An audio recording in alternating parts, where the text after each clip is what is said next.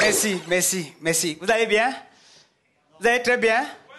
C'est vrai qu'on ne pose pas souvent le genre de questions là à l'hôpital. Quand tu arrives à l'hôpital, tout le monde est malade. Mais moi, je vois souvent les gens qui arrivent à l'hôpital, ils demandent, tu vas bien? Il va bien avant qu'il est là, mon frère. J'ai remarqué une chose, c'est qu'au Cameroun, les gens se plaignent trop. Il y a une dame qui fait l'autostop à Yaoundé. Elle stoppe depuis la voiture. Personne ne l'a pris. Bon, et là, il y a le chef d'État qui sortait dans une petite voiture. Il ne voulait pas qu'on le remarque. Il sortait vérifier les chantiers dans la nuit. Il était avec le chauffeur assis devant. Il voit un mec qui stoppe la voiture tard dans la nuit. Il dit au chauffeur, eh bien, prends-moi la dame là et tout, et tout. Le chauffeur, gars, madame, vous partez où? Elle dit, je vais là devant, on dit, monte. À peine monté. Le chauffeur lui demande, mais la mère, tu sors d'où tard comme ça dans la nuit avec la fatigue? La mère dit directement, mon fils, laisse-moi. N'est-ce pas pour bien gâter le pays? La mère, vous avez un problème particulier?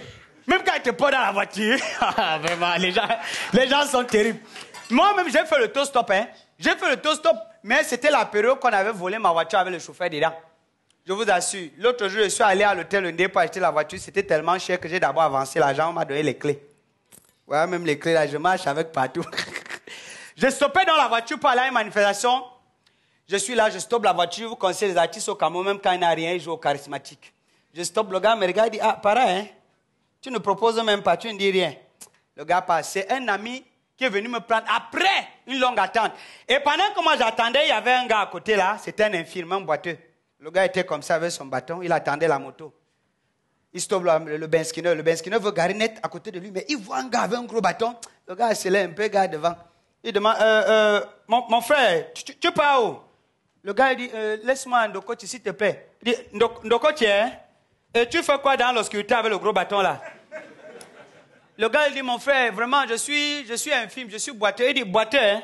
Et tu es dans l'obscurité, tard dans la nuit comme ça. Mon frère, continue à boiter dans le noir, hein? Bon boitement, bouh. Le gars est parti. Quand il est parti, là, le bus a garé. J'ai dit, bon, à défaut du taxi, on se contente du bus. C'est un ami même qui m'a remarqué. Je suis monté, je me suis agrippé comme ça.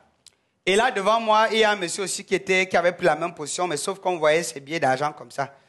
Il y a un yo qui voit l'argent, les billets de 10 000 au cœur, à un moment, il envoie la main pour soutirer le gars. Hey, le gars, il arrête la poche.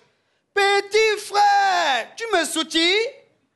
Le gars, sa main est comme ça, il dit, qui, moi, si tu m'as vu te soutirer? Mais le gars lui dit, c'est pas ta main ici. Il dit, c'est pas ma main. Le gars dit, hey, si tu continues à mentir comme ça, je vais te blesser avec la lame. Hein. Et le gars sort la lame, il le blesse, il le blesse, il le blesse, il le blesse. Quand on le laisse, le gars fait comme ça. Alors, tu as vu, j'ai crié. Je t'ai dit que c'est pas ma main. Vraiment. J'ai dit que les bandits sont forts. Mais le salaire du bandit, c'est la latte. Je vous assure, le salaire du bandit, c'est la latte. Pendant qu'ils discutaient devant moi, il y a deux femmes enceintes qui étaient là. C'était presque à thème. Ces deux copines sont croisées. L'une avait son enfant de 3 ans. Le gars était traumatisé complètement. Moi, j'attends un garçon. L'autre aussi. Même moi, j'attends aussi un garçon. Le gars ne comprend rien. À peine quand le bus descend, on descend. Quand le bus nous s'arrête, on descend. Et là, il voit un monsieur qui a le gros ventre comme ça. Il demande au monsieur, le père, tu attends quoi? Le père dit, mon fils, j'attends le taxi. L'enfant dit, évidemment, il n'y a que le taxi qui peut sortir dans le genre là. Comme ma tête était dans la fête là où je partais, mon frère, je suis entré directement. J'entre de prendre le plat pour aller me servir. Monsieur me demande que, s'il vous plaît, c'est pour se servir? Je dis que non, c'est pour jouer au tennis. Tu me vois avec le plat, tu demandes que c'est pour se servir, comme mon frère, si venez me filmer ici avec le plat. Voilà alors, la fête était chaude. Il y avait la boisson, il y avait la nourriture, mon frère. Si tu voulais boire ton cerveau, ça te regarde. C'est un milliardaire qui organisait, c'est un an de plus, il y avait le monde. Tout le monde était invité, il n'y avait pas de que VIP, même le gars qui brûle le seau était là, tout le monde. Je vous assure, à un moment donné, le milliardaire prend le micro. Votre attention, s'il vous plaît, mesdames et messieurs. Dans cette piscine, comme vous le constatez, il y a un crocodile qui mesure plus de 2 mètres. Si quelqu'un tombe dans la piscine et tue ce crocodile, je lui donne 5 millions. Quoi? En ce temps de gagner 5 millions, mon frère n'a même pas fini de dire que 5 millions. J'ai vu quelqu'un dans l'autre. Hey! Le combat! Oh, je vois le crocodile ouvre la gueule comme ça. Il dit que, hey, je ne veux pas voir comment il va mourir. Mais après, je vois, il soulève la queue du crocodile. J'ai dit que, hey, il a tué le crocodile. Mon frère, c'était chaud. Un bain de sang total dans la piscine. Quelques minutes après, un silence. Ni le gars, ni le crocodile. J'ai dit que, hé, qu'est-ce qui s'est passé? Après, je vois...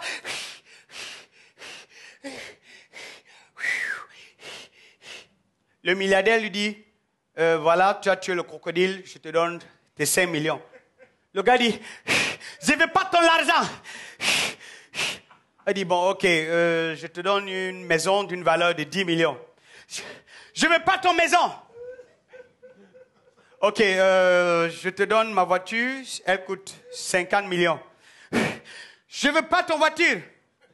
Il dit, ben, monsieur, qu'est-ce que je peux donc faire pour vous? Je veux le nom du salpard qui m'a poussé dans la piscine, là. Merci, c'était paracétamol. Merci, mesdames.